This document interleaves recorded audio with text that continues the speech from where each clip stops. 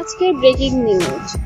হঠাৎ বুবলিকে থাপ্পড় মারলেন সাকিব খান।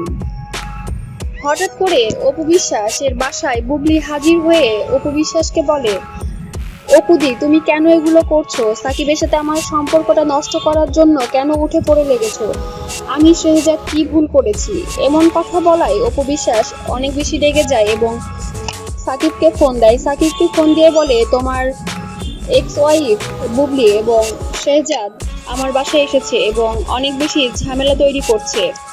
এখন আমি কি করব? পুলিশ ডাকবো নাকি তুমি এসে এর একটা বিহিত করবে? এমনই একটি বক্তব্য দেন অপু বিশ্বাস সাকিব খানকে। ফোন দেওয়া মাত্র সাকিব খান অপু বিশ্বাসের বাসায় চলে আসে এবং বুবলিকে এসে থাপ্পড় মেরে দেয়। থাপ্পড় মেরে দিয়ে বাড়ি থেকে বের করে দেয় আর বলে দেয়, তুই আমাদের জীবনে আর কখনো ফিরে আসবি না। তুই একটা বেয়াদব মহিলা, তোকে আমি সুযোগ দিয়েছি, সেই সুযোগে তুই সদ্ব্যবহার করেছিস। তোর আমাদের জীবনে আর কোনো অস্তিত্বই নাই। তুই শেহজাদকে কাজে লাগিয়ে তোর নোংরামিগুলো বাদ দে।